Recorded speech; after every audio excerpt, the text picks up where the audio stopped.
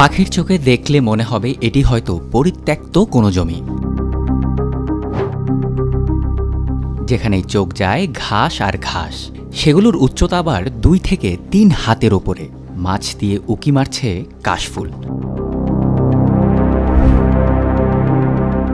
কোথাও তা পরিণত হয়েছে জঙ্গলে। এর মধ্য দিয়ে চলাচলের জন্য দৃশ্যমান কয়েকটি রাস্তা। বলছি Sheikh Hasina cricket stadium the বোটের কথা। 2018 সালে স্টেডিয়ামটির তৈরির কার্যক্রম শুরু হলেও 2024-এ এসে এগোয়নি কিছুই। গত 6 বছরে মাঠের কাজ না হলেও বেড়েছে বাজেট।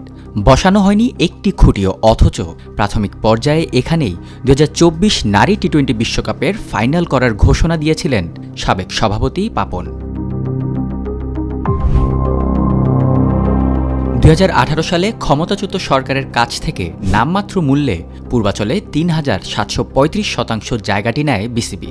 2019-এ সাবেক প্রধানমন্ত্রী শেখ হাসিনার নামে নৌকার আদলে এখানে স্টেডিয়াম নির্মাণের ঘোষণা দেন বিসিবির সাবেক সভাপতি পাপন। বানানো হয় নৌকার আদলে একটি নকশাও।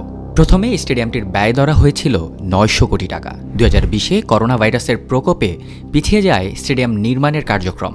সঙ্গে দ্রব্যমূল্য বৃদ্ধির কারণে বাজেটও বেড়ে দাঁড়ায় 1,500 কোটি টাকায়। 2022-এ স্টেডিয়ামটির নকশা ও নির্মাণ পরিকল্পনার জন্য অস্ট্রেলিয়ান কোম্পানি পপুলাস আর্কিটেকচারের সঙ্গে আনুষ্ঠানিকভাবে 48 মাসের চুক্তি করে বিসিবি। কোম্পানিটি এর আগে London Olympic stadium, Wembley stadium, Wimbledon centre court সহ বিশ্বের নামিদামি অনেক স্টেডিয়ামেরই নকশা করে। শেখ হাসিনা স্টেডিয়ামের জন্য জনপ্রিয় এই কোম্পানিটিকে 76 কোটি টাকা পরিশোধ করে বোর্ড। কথা ছিল 2023-এর মধ্যেই প্রস্তুত হবে 50,000 দর্শক ধারণ ক্ষমতার স্টেডিয়ামটি, যেখানে থাকবে কমপক্ষে 10টি উইকেট, সঙ্গে থাকবে একটি আউটডোর মাঠও। কিন্তু এ সবই এখন আকাশকুসুম চিন্তাভাবনা। নতুন সভাপতি হিসেবে বিসিবির দায়িত্ব নিয়ে সবার আগে স্টেডিয়ামটির নির্মাণ কাজের দরপত্র বাতিল করেন ফারুক আহমেদ। এই মুহূর্তে এত বড় প্রজেক্টে বিসিবির পক্ষে কাজ করা সম্ভব নয় বলে জানান তিনি। একটা যে স্টেডিয়াম পূর্বাচলে হওয়ার কথা ছিল, সেই স্টেডিয়ামে টেন্ডার প্রসেসটা আমরা কালকে লাস্ট ডেট ছিল, এটা ক্যান্সেল করেছি আমরা। এই মুহূর্তে এত বড় প্রজেক্টে এটা কিন্তু মন্ত্রণালয়ের একটা ব্যাপার থাকে, সো ওখান থেকে আমরা খুব বেশি হাও না নাও না, যদি আমাদের সিচুয়েশন ইমপ্রুভ করে বা যদি আমরা মনে করি রিভাইজ করে কিছু করা যায় কিনা, তাহলে আমরা চেষ্টা করব ওইটা নতুন করে আবার কল করার জন্য। মাত্র 1 মাস আগেও যেখানে ঝুলছিল শেখ হাসিনা ক্রিকেট স্টেডিয়াম লেখা সম্বলিত সাইনবোর্ড, সেখান থেকে এখন উধাও হয়ে যায় সেই নাম। ধারণা করা হচ্ছিল বদলানো হবে সাবেক প্রধানমন্ত্রীর নামে হওয়া এই স্টেডিয়ামটির নামও। জমিটি পরিদর্শনে এসে সেটিরই ইঙ্গিত দেন ফারুক আহমেদ।